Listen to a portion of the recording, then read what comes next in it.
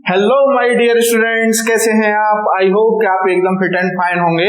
तो बच्चों, आज मैं आपके लिए लेकर आया हूं मूविंग चार्जेस एंड मैग्नेटिज्म का लेक्चर नंबर 12 और आज का टॉपिक है बच्चों हमारा motion of charge particle in combined electric and magnetic fields. अब तक जो हम मोशन पढ़ रहे थे वहां पर चार्ज पार्टिकल केवल मैग्नेटिक फील्ड में मोशन कर रहा था, या इलेक्ट्रोस्टैटिक्स की बात करें तो वहां केवल इलेक्ट्रिक फील्ड में मोशन कर रहा था।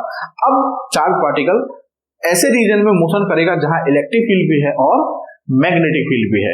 ठीक है बच्चों, तो बच्चों आज हम एक नया एक्सपेरिमेंट करने जा रहे हैं। एक्चुअली वीडियो थोड़ा लेंथी हो रही है तो आपको भी पढ़ने में दिक्कत हो रही है, तो एक्सपेरिमेंट ये कर रहे हैं कि हम पहले बोर्ड पर चीजों को लिख लेंगे और आपको फिर उन चीजों को अच्छे तरीके से समझा देंगे। तो उससे क्या है, आपका टाइम भी बचेगा, वीडियो भी शॉर्ट होगी और चीजें भी बहुत अच्छे से, क्योंकि जो टाइम हम लिखने में दे रहे हैं वो टाइम हम पूरा समझाने पर देंगे तो चीजें आपके समझने में भी अच्छे से आएंगी। तो आगे बढ़ते हैं बच्चों। तो सबसे पहले स्टार्ट करते हैं बच्चों हम लॉरेंज फोर्स से। लॉरेंज फोर्स क्या है बच्चों कि अगर कोई चार्ज पार्टिकल केवल इलेक्ट्रिक फील्ड में है तो उस पर केवल इलेक्ट्रिक फोर्स लगेगा, F = QE। क्लियर?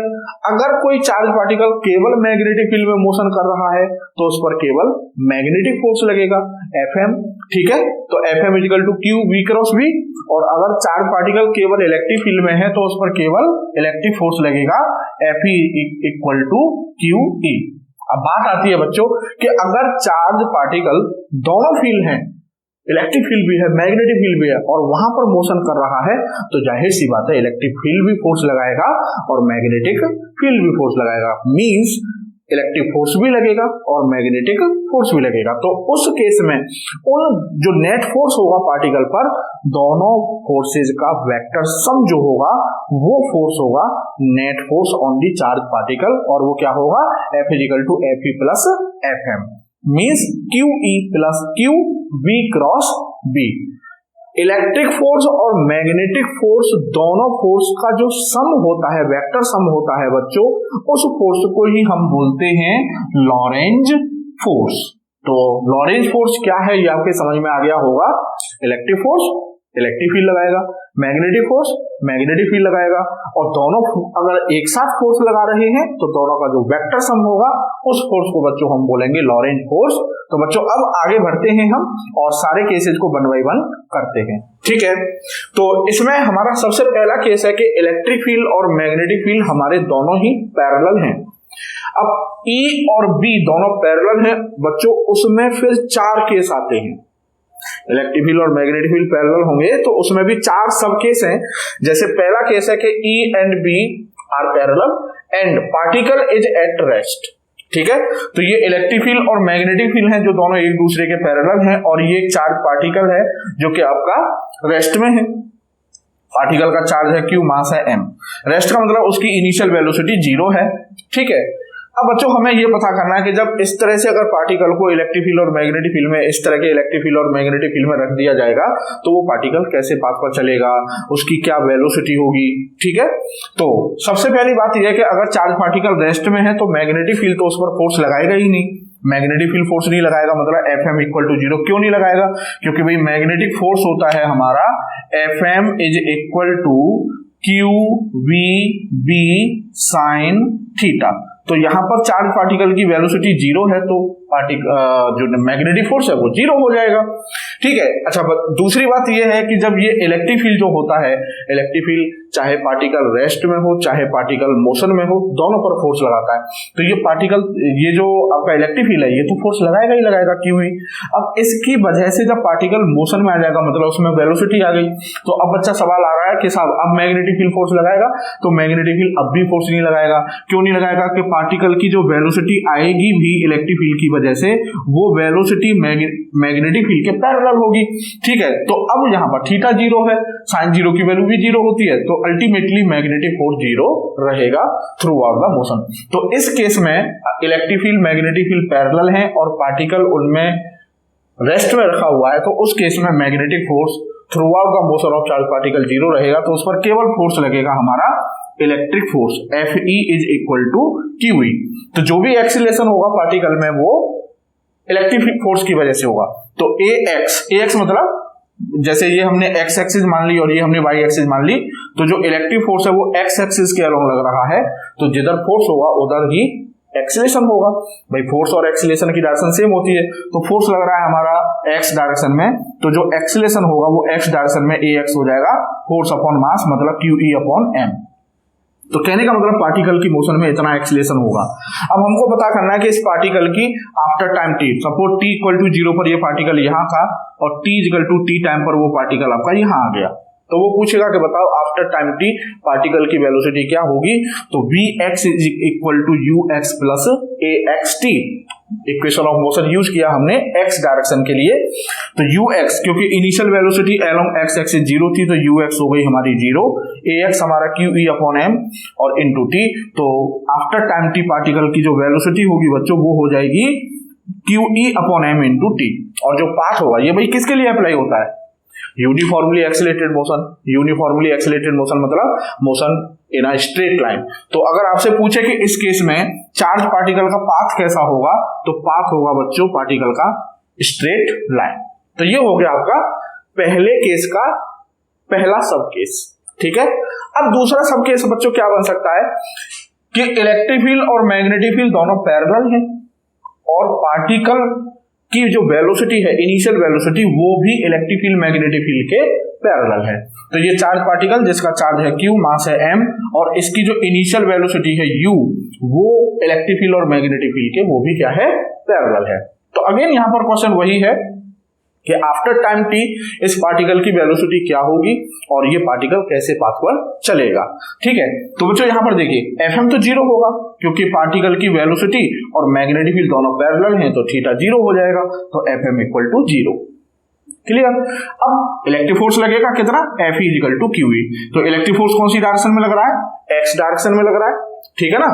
तो x डायरेक्शन में एक्सीलरेशन होगा कितना, ax equal to force upon mass मतलब QE अपॉन m, ठीक है। अब हमें पता करना है कि इस, तो कहने का मतलब यह है कि पार्टिकल में इतना एक्सीलरेशन है। अब हमको पता करना है कि इस पार्टिकल की वेलोसिटी t इक्वल टू 0 पर कितनी थी u, और हमें पता करना है कि t equal to t time पर कितनी वेलोसिटी गेन कर लेगा वो। तो Vx equal to ux plus ax into t। तो ux initial velocity along x axis कितनी थी पार्टिकल की, u, तो ux की जगह रख दिया हमने u, ठीक है। और ax मतलब एक्सीलरेशन हो जाएगा QE अपॉन m और इंटू t, ठीक है। तो after time t velocity particle की हो जाएगी इतनी, ठीक है, और पाथ होगा आपका स्ट्रेट लाइन। क्लियर। अब बच्चों आते हैं तीसरे सब केस पर। तीसरा सब केस बहुत इंपॉर्टेंट है बच्चों।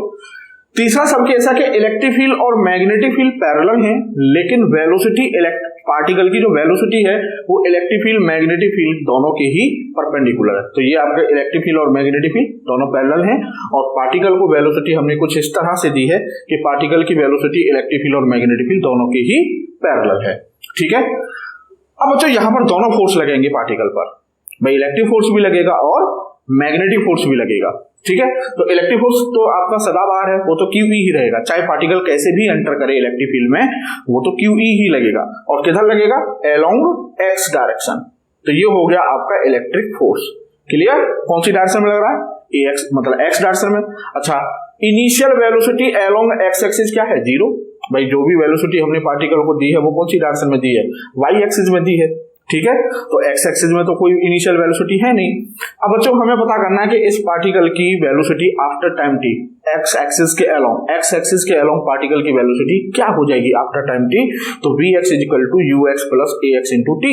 तो ux 0 है तो हमने यहाँ 0 रख दिया, ax हो गया हमारा QE अपॉन m, तो QE upon m into t। और कैसे पाथ पर चलेगा, इलेक्ट्रिक फील्ड की वजह से पार्टिकल, ये वाला पार्टिकल कैसे पाथ पर चलेगा, स्ट्रेट लाइन पर। मतलब अगर इलेक्ट्रिक फील्ड ही हो तो वो कैसे पाथ पर चलाएगा, स्ट्रेट लाइन पर। क्लियर, हाँ या ना। अब क्योंकि पार्टिकल की जो वेलोसिटी है वो 90 डिग्री का एंगल बना रही है मैग्नेटिक फील्ड के साथ, तो जो मैग्नेटिक फोर्स भी लगेगा कितना लगेगा, QVB, क्योंकि थीटा 90 है तो मैग्नेटिक फोर्स होता है QVB साइन थीटा, थीटा 90, तो मैग्नेटिक फोर्स QVB। अब अगर मैग्नेटिक फील्ड के हमने पढ़ा था कि अगर पार्टिकल की वेलोसिटी मैग्नेटिक फील्ड के परपेंडिकुलर है तो पार्टिकल मैग्नेटिक फील्ड में कैसे पाथ पर चलेगा, सर्कुलर पाथ पर चलेगा। तो कहने का मतलब मैग्नेटिक फील्ड इस पार्टिकल को कैसे पाथ पर चलाएगा, सर्कुलर पाथ पर। और वो सर्कुलर पाथ की रेडियस कितनी होगी, r equal to mb upon QB, r equal to mb upon QB। Clear है? ठीक है, तो अब यहां पर पाथ की बात आती है बच्चों। तो पाथ क्या होगा, देखो एक्सेलरेटेड स्ट्रेट लाइन मोशन, भाई इलेक्ट्रिक फील्ड की वजह से कैसी मोशन है, स्ट्रेट लाइन प्लस सर्कुलर। तो कहने का मतलब पार्टिकल सर्कुलर मोशन भी कर रहा है और स्ट्रेट लाइन पर भी चल रहा है, तो कैसा पाथ हो गया, हेलिकल। कैसा पाथ हो गया, हेलिकल। बट अब यहां पर सोचने की बात यह है कि क्योंकि जो स्ट्रेट लाइन मोशन है वो कांस्टेंट नहीं है, वो एक्सेलरेटेड मोशन है, मतलब वेलोसिटी पर सेकंड क्या हो रही है, इंक्रीज हो रही है, एक्सेलरेटेड है ना। तो t इक्वल टू 0 पर कुछ होगी, t इक्वल टू 1 सेकंड पर और ज्यादा हो जाएगी, 2 सेकंड पर और ज्यादा हो जाएगी, 3 सेकंड पर और ज्यादा, मतलब पार्टिकल जैसे जैसे आगे की तरफ बढ़ता जाएगा और तेज और तेज और तेज उसकी जो वेलोसिटी है वो बढ़ती जा रही है एक्स एक्सिस के अलोंग, स्ट्रेट लाइन मोशन वाली। ठीक है, तो कहने का मतलब ये है कि पहले सेकंड में वो थोड़ी कम पिच गेन करेगा, दूसरे सेकंड में कुछ और ज्यादा, तीसरे सेकंड में कुछ और ज्यादा, चौथे सेकंड में कुछ और ज्यादा। तो कहने का मतलब जो पाथ होगा बच्चों वो होगा accelerated straight line plus circular motion को मिला के जो पाथ बनेगा वो होगा helical path with increasing pitch. Helical path with increasing pitch, क्योंकि velocity parallel to the field constant नहीं है। अगर कांस्टेंट वेलोसिटी होती तो वो पर सेकंड इक्वल डिस्टेंस कवर करता, क्योंकि वेलोसिटी टाइम के साथ चेंज हो रही है तो वो हर सेकंड, हर नेक्स्ट सेकंड में ज्यादा डिस्टेंस कवर करेगा, मींस जो पिच है वो हर सेकंड बढ़ती चली जाएगी। तो इसको हम बोलेंगे helical path with increasing pitch. तो ये 3 केस थे बच्चों, आप इनको आराम से नोट कर लीजिएगा, ठीक है, और इनका चाहो तो आप स्क्रीनशॉट ले लें और आराम से इनको नोट कर लें। अच्छा, इसमें आपको एक ये चीज और समझानी थी मुझे कि ये हो गया था ना हमारा helical path with increasing pitch. अब इसमें एक चीज और समझानी थी कि इसमें 2 वेलोसिटी थी बच्चों, एक तो v perpendicular to both field और एक वेलोसिटी आई थी अलोंग एक्स एक्सिस, किसकी वजह से, इलेक्ट्रिक फील्ड की वजह से, और वो कैसी है, एक्सेलरेटेड है, मतलब चेंजिंग वेलोसिटी है। एक्स की तरफ जो वेलोसिटी होगी वो टाइम के साथ क्या हो रही होगी, चेंज। तो पार्टिकल में 2 वेलोसिटी हैं, एक तो वी वाई मतलब वाई के अलोंग वेलोसिटी और एक एक्स के अलोंग वेलोसिटी। तो जो फाइनल वेलोसिटी होगी मान लो आफ्टर टाइम टी, तो वो वेलोसिटी क्या होगी, V F is equal to V X I मतलब X component of velocity plus V Y J मतलब वाई कंपोनेंट ऑफ वेलोसिटी। तो अगर हम वेलोसिटी का आफ्टर टाइम टी मैग्नीट्यूड निकालें तो क्या हो जाएगा, V F square equal to V X square plus V Y square. भाई किसी भी वेक्टर का मैग्नीट्यूड हम कैसे निकालते हैं, अगर हमको कोई वेक्टर आई जे के टर्म्स में दिया हुआ है तो आई के कोफिशिएंट का स्क्वायर प्लस जे के कोफिशिएंट का स्क्वायर प्लस के कोफिशिएंट का स्क्वायर अंडर रूट में, तो अंडर रूट में ही हो जाएगा। अगर हम बी एफ निकालेंगे तो under root B X square plus B Y square, ठीक है ना। तो ये आपका जो रिलेशन है, इस रिलेशन में B F square equal to B X square plus B Y square, तो जो बाई के अलोंग वेलोसिटी है, जो परपेंडिकुलर वेलोसिटी पार्टिकल को दी गई थी, वो वेलोसिटी आपकी क्या रहेगी, मतलब स्पीड, वाई के अलोंग जो स्पीड है वो क्या रहेगी, कांस्टेंट। और वी एक्स आप यहां पर देख रहे हो ये टाइम के साथ क्या हो रही है, चेंज हो रही है, तो ये वेरिएबल, क्योंकि ये वेरिएबल है तो ये जब वैल्यू चेंज होती रहेगी तो जाहिर सी बात है जो फाइनल स्पीड है मतलब जो स्पीड है वो चेंज होती रहेगी ओवरऑल, ठीक है ना। तो ये वेरिएबल होगी। तो ये रिलेशन अभी आपके लास्ट लेटेस्ट जेई में पूछा जा चुका है, तो उसमें आपको ये नॉलेज अगर बच्चे को थी तो उसने ये कर दिया, बाकी जिसको नॉलेज नहीं थी वो नहीं कर पाया। क्या इस केस में जब पार्टिकल को हम परपेंडिकुलर वेलोसिटी देंगे तो जो फाइनल वेलोसिटी है मतलब वो चेंज, स्पीड है वो चेंज होती रहेगी। क्यों चेंज होती रहेगी, क्योंकि जो वी एक्स है वो टाइम के साथ चेंज हो रहा है, तो वी एक्स चेंज होता रहेगा और वी एफ आपकी चेंज होती रहेगी। तो ये रिलेशन छोटा सा रिलेशन है, आप इसको याद रखें, ठीक है। तो बच्चों लास्ट केस है आपका इलेक्ट्रिक फील्ड और मैग्नेटिक फील्ड जब पैरेलल है तो उसका लास्ट केस है कि electric field and magnetic field both are parallel and velocity makes an angle theta. तो ये सब इलेक्ट्रिक फील्ड और मैग्नेटिक फील्ड है और ये हमारे पैरेलल हैं दोनों, और चार्ज पार्टिकल को वेलोसिटी एक थीटा एंगल बनाते हुए दी गई। तो ये बात मैंने आपको कई बार बताई है ना, कि अगर कोई वेक्टर प्लेन में लाई करता हुआ दिख रहा है तो उसके कंपोनेंट कर डालिए, ठीक है। तो इसके जब हम कंपोनेंट करेंगे वेलोसिटी के, तो ये हो गया साहब हमारा v cos थीटा और ये हो गया साहब हमारा v sin थीटा। कहने का मतलब अब ओरिजिनल वेलोसिटी को भूल जाइए, ये समझिए कि पार्टिकल के पास 2 वेलोसिटी हैं, एक आपकी x के अलोंग है और एक आपकी y के अलोंग है। तो दोनों मोशन को हम अलग अलग कंसीडर करते हैं। तो पहले हम देखते हैं कि पार्टिकल पर इलेक्ट्रिक फोर्स लगेगा along x axis. along x axis in the direction of electric field, F equal to Q E. अच्छा, इसकी वजह से जो एक्सीलरेशन होगा वो x के अलोंग हो जाएगा आपका ax equal to Q E upon m। तो कहने का मतलब x के अलोंग जो मोशन है वो कैसी मोशन हो गई, एक्सेलरेटेड मोशन।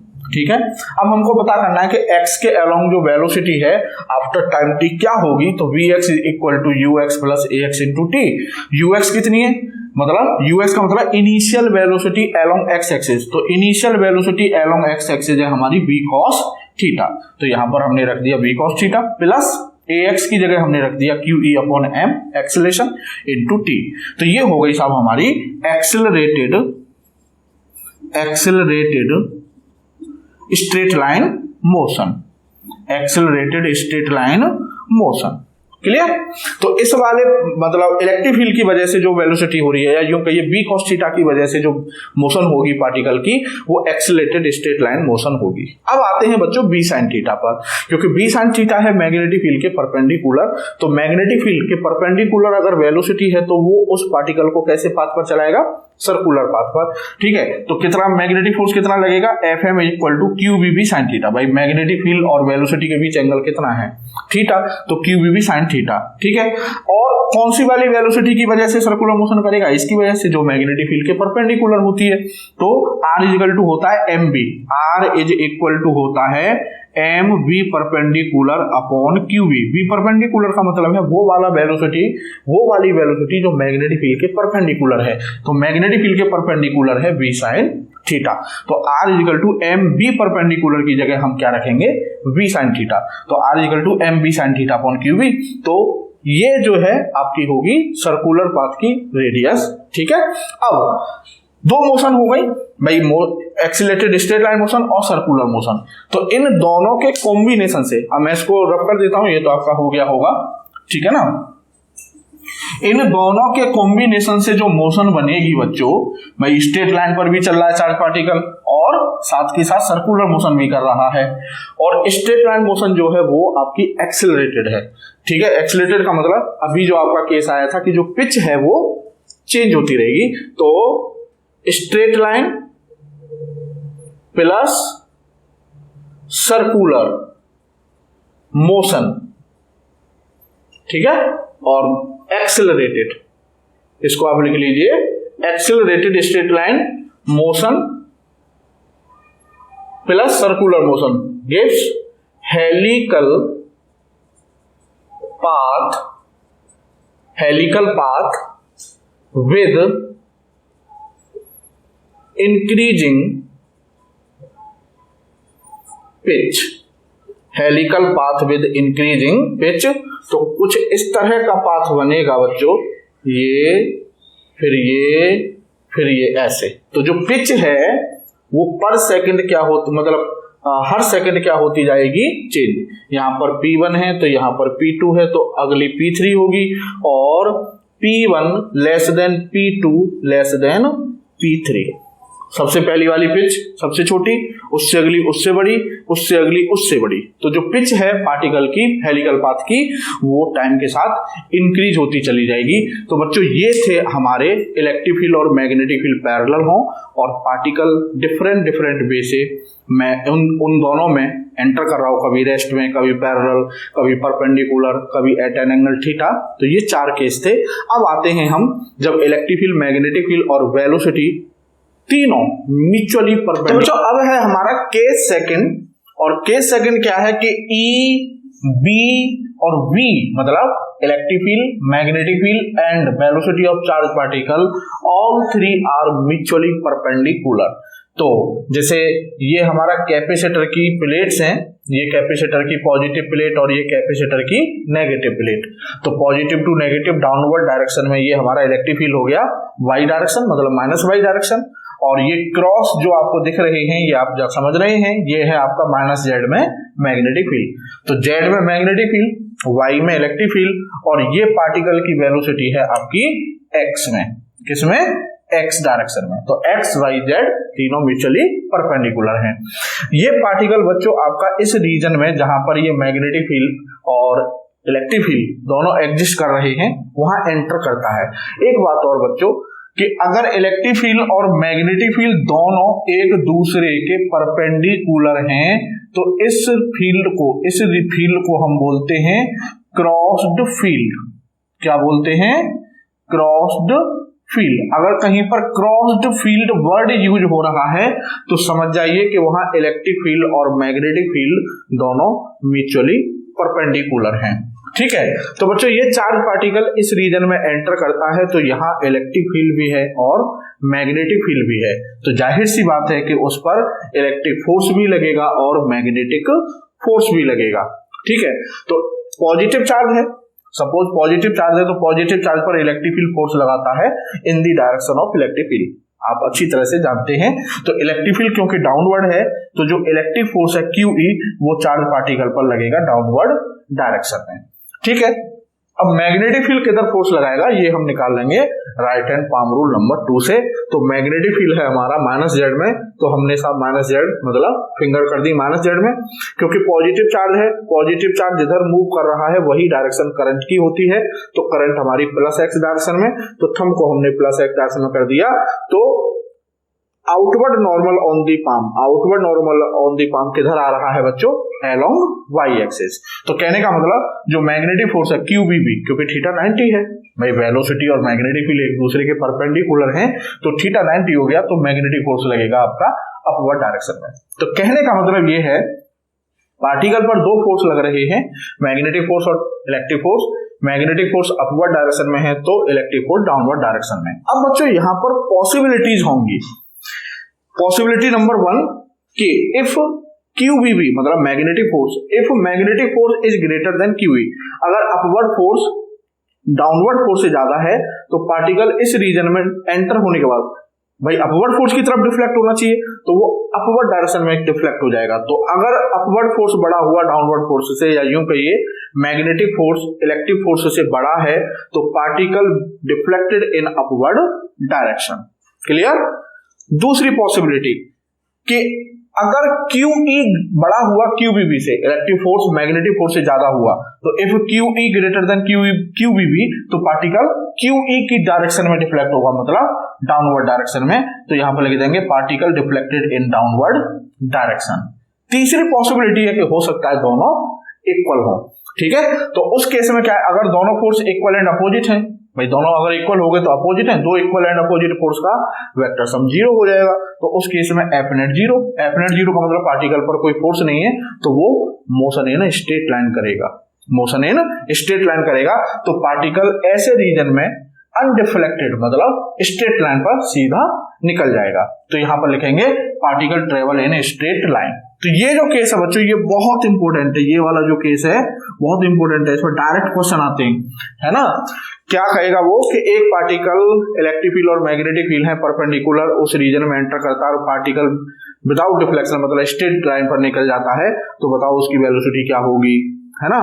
या तरह तरह से कभी B पूछ लेता है, कभी इलेक्ट्रिक फील्ड पूछ लेता है, कभी मैग्नेटिक फील्ड पूछ लेता है, तो बहुत क्वेश्चन पूछे जाते हैं इस पर, जेईई वगैरह में, नीट में, और आपके बोर्ड में भी क्वेश्चन आ जाता है इस पर। ठीक है ना। तो इस केस में क्या है, QE इक्वल टू QBB है, तो Q से Q कैंसिल हो जाएगा तो E इक्वल टू BB, तो यहां से B इक्वल टू आ जाएगा आपका E upon B, B equal to E upon B। मतलब ये वो वेलोसिटी है, अगर किसी पार्टिकल की वेलोसिटी E अपॉन B के इक्वल है तो समझ जाइए वो पार्टिकल क्रॉस्ड फील्ड में अनडिफ्लेक्टेड बोले तो स्ट्रेट लाइन पर मोशन करते हुए सीधा निकल जाएगा।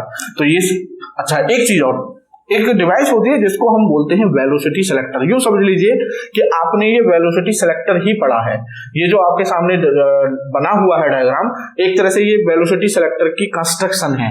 तो वेलोसिटी सिलेक्टर में कुछ नहीं है, कैपेसिटर है और दो नॉर्थ और साउथ पोल होते हैं मैग्नेटिक फील्ड के लिए, बाकी उसमें जो आपका बीम ऑफ चार्ज पार्टिकल है, ये यहाँ पर एक बीम ऑफ चार्ज पार्टिकल है, मतलब पार्टिकल के पीछे पार्टिकल, पार्टिकल के पीछे पार्टिकल चले आ रहे हैं और उन पार्टिकल्स की वेलोसिटीज डिफरेंट हैं, किसी की कुछ किसी की कुछ।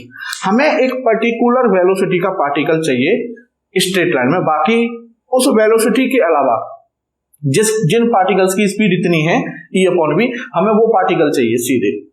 ठीक है, इस वेलोसिटी के अलावा जितने भी पार्टिकल हैं वो हमको नहीं चाहिए, मतलब वो हमको अलग करने हैं। तो वेलोसिटी सेलेक्टर, जैसा कि नाम में मतलब छुपा है, मतलब वो आपको उन पार्टिकल्स को सेलेक्ट कर करके देता रहेगा जो पार्टिकल आपको इतनी वेलोसिटी रखे हुए हैं, और बाकी जितने भी पार्टिकल्स हैं उनको अपवर्ड या डाउनवर्ड डायरेक्शन में क्या करता रहेगा, डिफ्लेक्ट करता रहेगा। तो this device is called velocity selector and this is the principle of velocity selector के वो पार्टिकल्स जिनकी वेलोसिटी E और V के रेशियो के इक्वल होती है वो क्रॉस फील्ड में अनडिफ्लेक्टेड या कहिए मोशन इन स्ट्रेट लाइन करते हुए सीधे निकल जाते हैं। ठीक है बच्चों। अब बच्चों मान लो आपसे ये पूछ लिया जाए कि अगर पार्टिकल की velocity greater than E upon V, मान लो ये क्वेश्चन आ गया, क्लियर, कि V greater than E upon V, तो बताओ वो पार्टिकल अपवर्ड डिफ्लेक्ट होगा या डाउनवर्ड डिफ्लेक्ट होगा। ठीक है, अब कैसे बताएंगे, ठीक है, तो बड़ा सिंपल है, देखो इसको ऐसे लिखो VB ग्रेटर देन E, ठीक है, Q से मल्टीप्लाई कर दो तो QVB ग्रेटर देन QE, तो QVB मतलब अपवर्ड फोर्स बड़ा है, डाउनवर्ड फोर्स छोटा है, तो किधर डिफ्लेक्ट होगा, अपवर्ड। तो अगर V greater than E upon V है तो पार्टिकल अपवर्ड डायरेक्शन में डिफ्लेक्ट होगा। ठीक है, अब बाकी समझ गए हो गया। अगर V less than E upon V हो तो डाउनवर्ड डायरेक्शन में, और V equal to E upon V हो तो सीधा निकल जाएगा।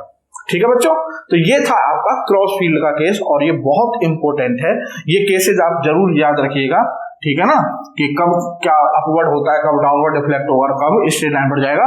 और स्ट्रेट लाइन वाला केस ये V equal to E upon V जो है, ये तो आपको बिल्कुल अपने दिमाग में सेट कर लेना है, चिपका लेना है। ठीक है बच्चों, तो अब लास्ट केस है बच्चों हमारा केस थर्ड, कि E परपेंडिकुलर टू V, मतलब इलेक्ट्रिक फील्ड और मैग्नेटिक फील्ड परपेंडिकुलर हैं, और जो पार्टिकल है वो हमारा रेस्ट में है एट ओरिजिन पर रेस्ट में रखा हुआ। तो ये सपोज इलेक्ट्रिक फील्ड हमारा Y डायरेक्शन में है, ठीक है, और जो मैग्नेटिक फील्ड है वो हमारा Z डायरेक्शन में है, और ये हमारी X डायरेक्शन है, और पार्टिकल ये जो ओरिजिन है, ओरिजिन पर रेस्ट में रखा हुआ है। तो वो पूछेगा कि बताओ पार्टिकल कैसे पाथ पर चलेगा। ठीक है ना, तो देखो सीधी सी बात है कि पार्टिकल रेस्ट में है तो मैग्नेटिक फोर्स तो कोई फोर्स लगाएगा नहीं, इनिशियली मैग्नेटिक फील्ड तो कोई फोर्स लगाएगा नहीं, क्योंकि भाई पार्टिकल रेस्ट में है, और magnetic field rest charge particles पर फोर्स नहीं लगाता। तो केवल कौन सा फील्ड फोर्स लगाएगा, इलेक्ट्रिक फील्ड, और किधर लगाएगा, अपवर्ड डायरेक्शन में, इधर भाई in the direction of electric field, तो ये फोर्स लगाएगा इधर QE। क्लियर। अब देखो मैग्नेटिक फील्ड है हमारा प्लस Z डायरेक्शन में, मतलब मैग्नेटिक फील्ड अगर बोर्ड पर देखें, आप विजुलाइज करें तो ऐसे है, ये मार्कर जो है ये आपका मैग्नेटिक फील्ड है आपका इधर। ठीक है, और चार्ज पार्टिकल को वेलोसिटी इलेक्ट्रिक फील्ड की वजह से मिल रही है ऐसे अपवर्ड डायरेक्शन में। भाई जिधर फोर्स लगेगा उधर ही एक्सीलरेशन होगा, और जिधर एक्सीलरेशन होगा उधर वेलोसिटी होगी उसमें। ठीक है, तो इधर पार्टिकल आपका ऊपर की डायरेक्शन में इलेक्ट्रिक फील्ड की वजह से जाएगा।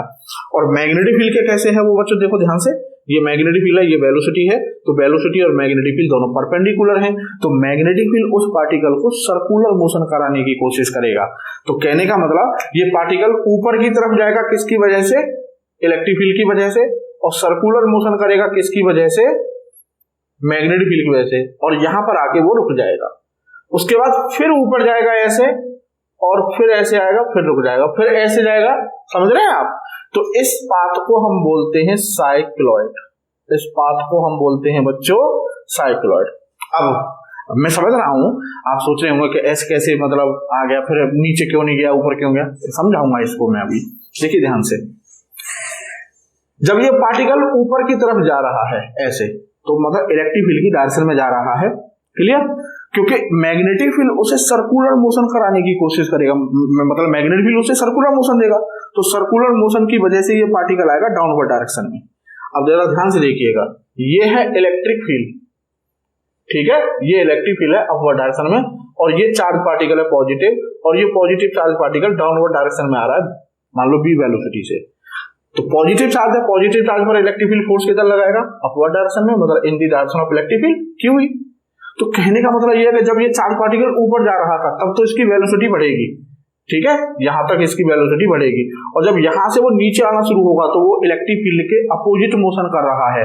तो कहने का मतलब इलेक्ट्रिक फील्ड का अपोजिट मोशन कर रहा है, तो पार्टिकल में रिटार्डेशन स्टार्ट हो जाएगा, और रिटार्डेशन का मतलब है कि वेलोसिटी धीरे धीरे धीरे धीरे धीरे डिक्रीज होती जाएगी, और यहां पर आके उसकी वेलोसिटी क्या हो जाएगी, 0।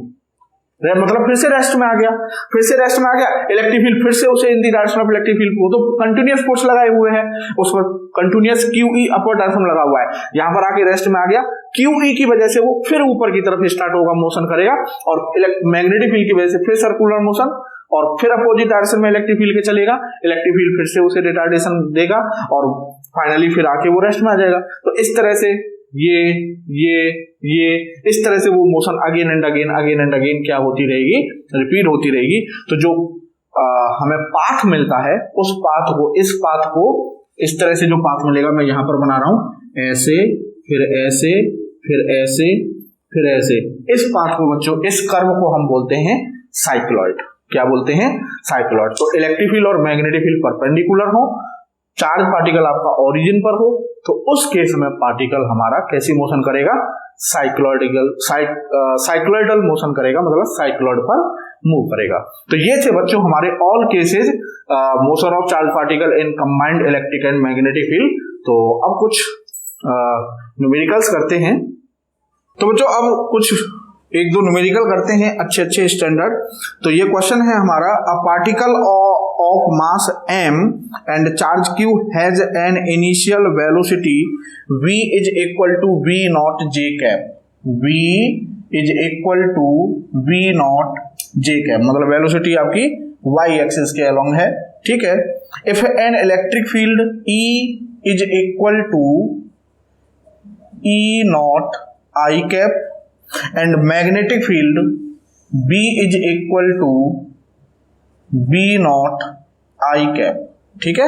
तो आप समझ रहे होंगे भाई, इलेक्ट्रिक फील्ड भी आपका I cap, B magnetic field भी I कैप, मतलब दोनों ही x एक्सिस के लॉन्ग हैं। तो इलेक्ट्रिक फील्ड और मैग्नेटिक फील्ड दोनों ही पैरेलल हैं। याद आया केस, इलेक्ट्रिक फील्ड और मैग्नेटिक फील्ड दोनों ही पैरेलल हैं, ठीक है। और जो वेलोसिटी है वो y एक्सिस के लॉन्ग है, तो ये हो गया आपका चार्ज पार्टिकल, ठीक है, और ये इसकी वेलोसिटी हो गई v। आपको याद आया केस थर्ड, केस फर्स्ट का सब केस थर्ड याद आया।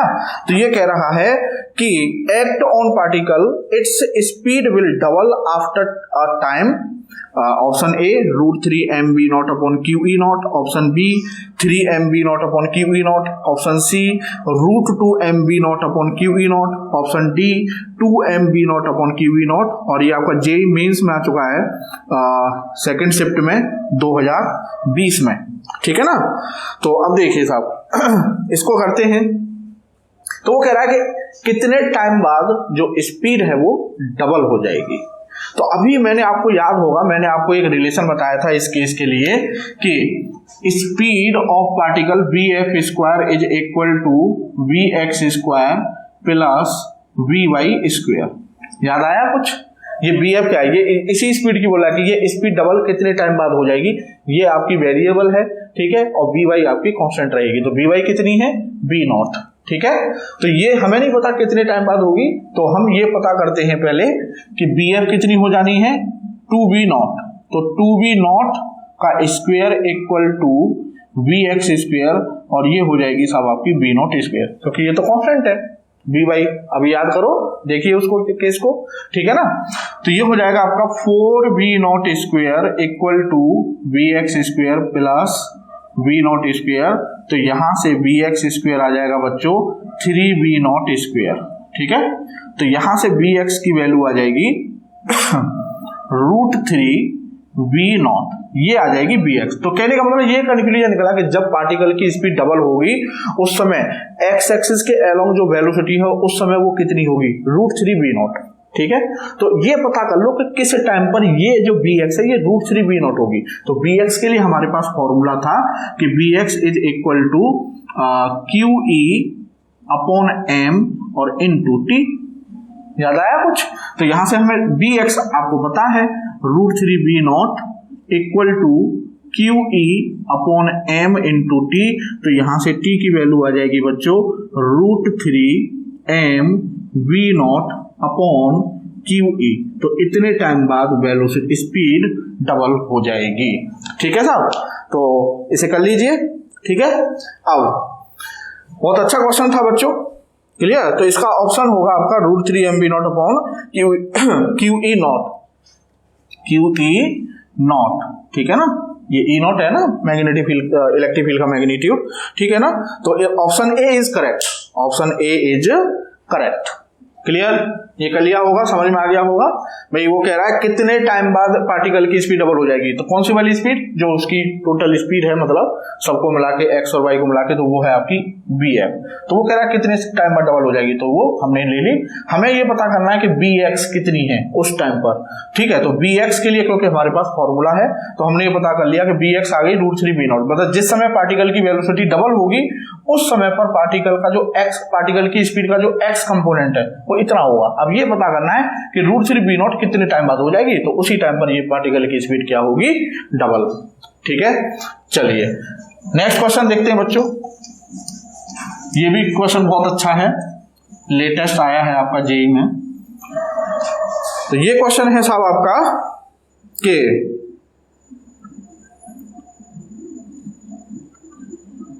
in a certain region static electric and magnetic fields exist, ठीक है। the magnetic field is given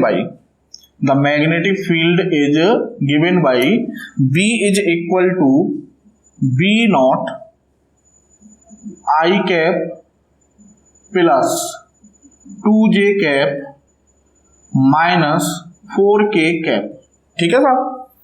और वो कह रहा है if test charge moving with a velocity v is equal to v naught 3I minus j cap plus 2k cap, clear, experiences no force in that region, then the electric field in the region in SI unit is, आपको option given है, ठीक है, आपको options given है। तो वो कह रहा है कि इलेक्ट्रिक फील्ड और मैग्नेटिक फील्ड एग्जिस्ट कर रहे हैं, और मैग्नेटिक फील्ड गिवन है हमें, वेलोसिटी गिवन है, और वो आपको उसने बता दिया कि चार्ज पार्टिकल कोई फोर्स एक्सपीरियंस नहीं कर रहा, मतलब नेट फोर्स 0 है इलेक्ट्रिक फील्ड और मैग्नेटिक फील्ड दोनों में। तो वो कह रहा है इलेक्ट्रिक फील्ड कितना होगा। तो जब इलेक्ट्रिक फील्ड और मैग्नेटिक फील्ड दोनों होते हैं तो बच्चों पार्टिकल पर फोर्स लगता है लॉरेंज फोर्स, मतलब इलेक्ट्रिक फील्ड फोर्स और मैग्नेटिक फोर्स का सम। तो कहने का मतलब F इज इक्वल टू होगा हमारा QE plus Q V cross B, ठीक है। एज पर क्वेश्चन ये जो टोटल लॉरेंज फोर्स है वो 0 है, तो कहने का मतलब QE is equal to Q V cross B minus, ठीक है। Q से Q कैंसिल हो जाएगा, तो E इज इक्वल टू आ जाएगा बच्चों माइनस V क्रॉस B, ठीक है।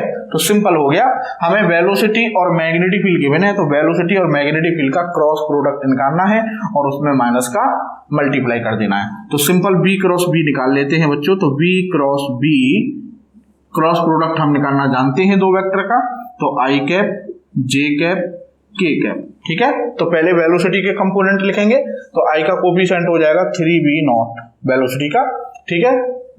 J का कोफिशिएंट हो जाएगा माइनस B नॉट, K का कोफिशिएंट हो जाएगा 2B नॉट, ठीक है। अब मैग्नेटिक फील्ड के लिखते हैं, तो I का कोफिशिएंट B नॉट, J का 2B नॉट, और ये हो जाएगा माइनस 4B नॉट। अब इसको एक्सपेंड कर देते हैं, तो एक्सपेंड करेंगे तो यहां लिखेंगे I कैप। अब I के नीचे का कॉलम दबा लेंगे और ये रो दबा लेंगे, तो ये इनका क्रॉस मल्टीप्लाई करेंगे तो ये माइनस प्लस हो जाएगा, 4B not B not, 4B not B not minus, अब इनका क्रॉस मल्टीप्लाई करेंगे तो 4B नॉट B नॉट, ये हो गया साहब आई। अब माइनस J कैप, तो J कैप के लिए J के नीचे का कॉलम दबा लो और ये हॉरिजॉन्टल ये रो दबा लो, तो ये अब ये एक बचे 3B not into minus 4B not, तो ये हो जाएगा minus 12B not B not, ठीक है साहब। और फिर ये हो जाएगा आपका minus 2B not B not, ठीक है साहब।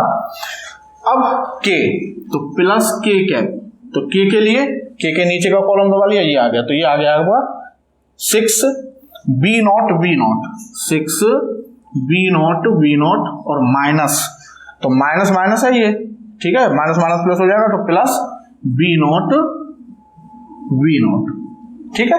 इसको सॉल्व कर लो तो ये हो जाएगा साहब आपका, देखो ये तो 0 हो गया, 4B नॉट B नॉट, और ये हो जाएगा माइनस माइनस -14 और माइनस माइनस प्लस हो जाएगा, तो ये हो जाएगा 14 B0 J कैप, समझ गए। और वो हो जाएगा आपका 6 B0 और प्लस B0 मतलब 7 B0, तो 7 B0 K कैप, ये आ गया बच्चों B क्रॉस B। ठीक है, अब इसमें माइनस, क्योंकि माइनस भी है ना, माइनस का मल्टीप्लाई करके B0 इसमें से कॉमन ले लो, तो माइनस B0 और 14 J cap plus 7 K cap, ये आपका आंसर आ गया। तो आंसर हो गया इसका बच्चों, आंसर हो गया इसका ऑप्शन ए। तो इलेक्ट्रिक फील्ड हमारा कितना होगा, minus B0 14 J plus 7 K। तो बहुत सिंपल था। तो इसी तरह के बच्चों क्वेश्चंस आते हैं इस टॉपिक पर, ठीक है, कंबाइंड इलेक्ट्रिक फील्ड और मैग्नेटिक फील्ड के मोशन पर, जिसमें से 2-3 केस बहुत इंपॉर्टेंट हैं, जैसे आपका क्रॉस फील्ड वाला और जो पैरेलल में जो परपेंडिकुलर और थीटा एंगल वाला, ये केस इंपॉर्टेंट है। तो इनको ध्यान से कीजिएगा और अच्छे से प्रैक्टिस कीजिएगा क्वेश्चंस की। तो मिलते हैं आपसे नेक्स्ट वीडियो में नए टॉपिक के साथ, तब तक के लिए थैंक यू, जय हिंद।